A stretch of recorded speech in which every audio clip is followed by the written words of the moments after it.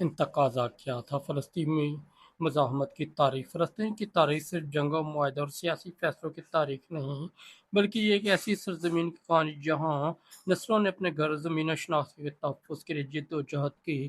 فلسطینی مزاحمت کی تاریخ کو سمجھنے کے ایک سامنے انتقاضا عربی زبان کا لفظ ہے جس کا مطلب اٹھ کھڑا ہونا، جھنجھوڑ دینا، کسی دباؤ کے خلاف عوامی بغاوت کرنا۔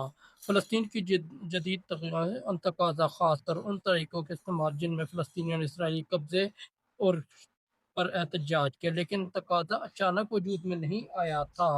اس کے پیچھے کئی دہائیوں کی تاریخ، جنگیں، بے دخلی، قبضہ، سیاسی ناکامیاں، عوامی غصہ موجود۔ ایک نئے دور کا آغاز 1948 میں اسرائیل کے قیام کے ساتھ فلسطین کی تاریخ میں ایک بہت بڑا موڑ آیا۔ جنگ کے دوران بڑی تعداد میں فلسطینی اپنے گھروں سے بے گھر ہوئے۔ فلسطینی اس واقعے کو نکبہ یعنی عظیم سانحہ کہتے ہیں۔ بہت سے فلسطینی خاندان اپنے آبائی شہروں اور دیہات سے نکل کر غزہ، مغربی کنارے، اردن، لبنان، شام اور دوسرے علاقوں میں جا بسے۔ اس کے بعد فلسطینی مسئلہ صرف زمین کا نہیں مسئلہ رہا، بلکہ لاکھوں مہاجرین کی واپسی، ریاست کے قیام اور قومی شناخت کا سوال بھی بن گیا۔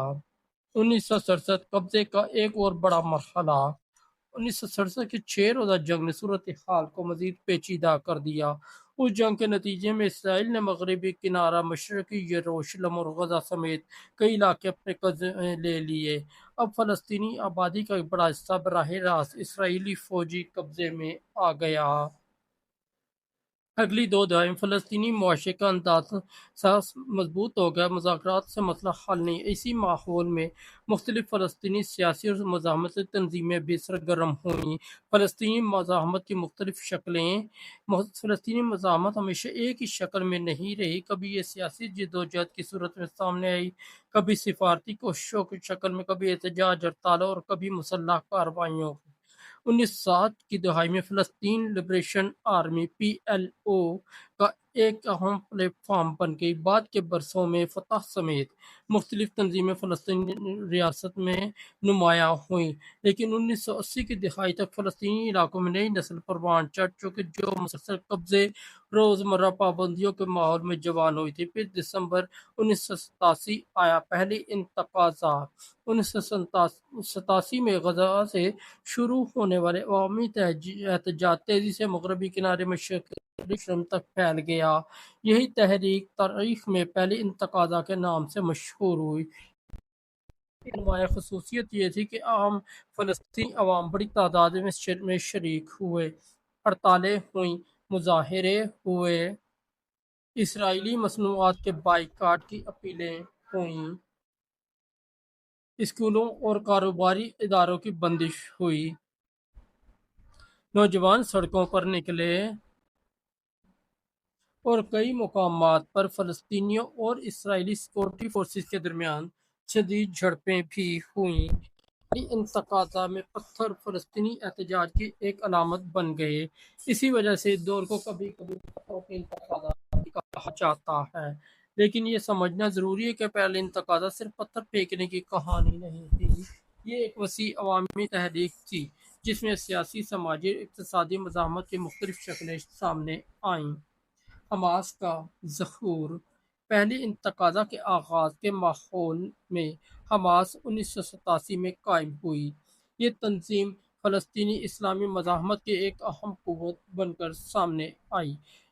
بعد کے برسوں میں حماس اور فتح کے درمیان سیاسی اختلافات بھی پیدا ہوئے جنہوں نے فلسطینی سیاست کو مزید تقسیم کر دیا۔ یوں فلسطینی تحریک کے اندر ایک طرف اسرائیل کے ساتھ مذاکرات، دوسری طرف مسلح مزاحمت کے طریقہ کار پر شدید اختلاف پیدا ہوا۔ اوسلو معاہدے اور نئی امید۔ 1990 کی دہائی کے آغاز میں ایک اور اہم موڑ سامنے آیا۔ 1993 میں اسرائیل اور فلسطین لبریشن آرگنائزیشن کے درمیان اوسلو معاہدے کا عمل شروع ہوا۔ اس کے نتیجے میں فلسطینی اتھارٹی کا قیام عمل میں آیا اور بعض فلسطینی علاقوں میں محدود فلسطینی انتظام قائم ہوا۔ دنیا کے کئی لوگوں کو امید ہوئی کہ شاید ایک فلسطینی مسئلہ مستقل حل کی طرف بڑھ رہا ہے، لیکن ریاست فلسطین، سرحدوں، یروشلم، مہاجرین اور اسرائیلی بستیوں جیسے بنیادی مسائل حل نہ ہو سکے، چنانچہ کشیدگی مکمل طور پر ختم نہ ہوئی۔ دوسری تقاضا میں حالات دوبارہ شدید کشیدگی کی طرف چلے گئے۔ اس دور کو دوسری تقاضا کہا جاتا ہے۔ یہ پہلی انتقاضہ کے مقابلے میں زیادہ پرتشدد ثابت ہوئی۔ اسرائیلی فوجی کارروائیاں، فلسطینی مسلح حملے، خود کش حملے، گرفتاریاں اور بڑی تعداد میں ہلاکتیں اس دور کا حصہ بنیں۔ دوسری انتقاضہ نے اسرائیلی اور فلسطینی دونوں معاشروں کو گہرے زخم دیے۔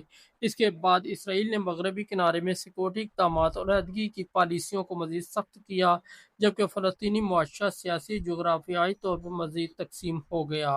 غزہ کا نیا دور سن 2005 میں اسرائیل نے غزہ سے اپنی مستقل فوجی اور آبادکاری موجودگی ختم کر دی، لیکن غزہ کی سرحدوں، فضائی حدود، سمندری راستوں پر اس کا کنٹرول رہا۔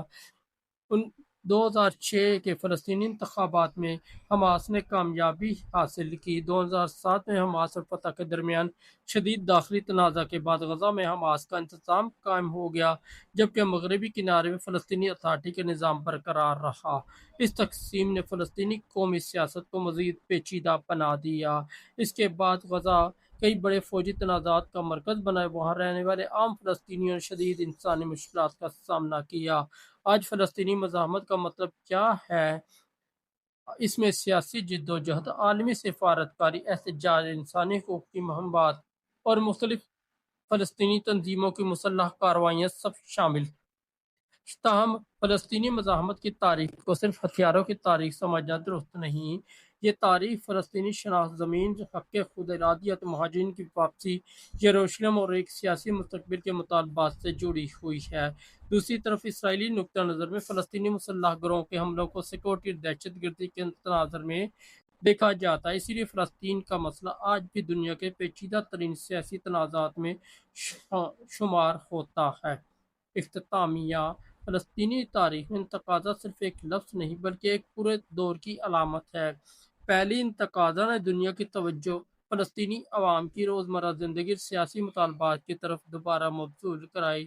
دوسری انتقاضہ نے دکھایا کہ جب سیاسی عمل ناکام ہو جائے، تنازع دوبارہ تشدد کی طرف چلا جائے تو اس کے نتائج کتنے تباہ کن ہو سکتے ہیں۔ آج بھی فلسطین کا سوال اپنی جگہ ہی موجود ہے۔ ایک طرف فلسطینی اپنی آزادی، حقوق اور مستقبل کی جدوجہد کی بات کرتے ہیں، جبکہ دوسری طرف اسرائیل اپنی سلامتی اور شہریوں کے تحفظ کو بنیادی مسئلہ قرار دیتا ہے۔ لیکن اس پوری تاریخ میں سب سے زیادہ قیمت عام انسان نے ادا کی۔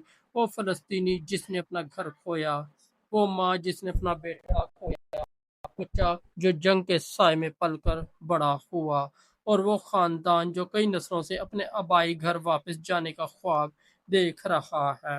فلسطین کی کہانی ابھی ختم نہیں ہوئی۔ شاید یہی وجہ ہے کہ جب ہم تقاضا کا لفظ سنتے ہیں تو ہمیں صرف ماضی کی ایک تحریک نہیں بلکہ فلسطین یاد آتا ہے۔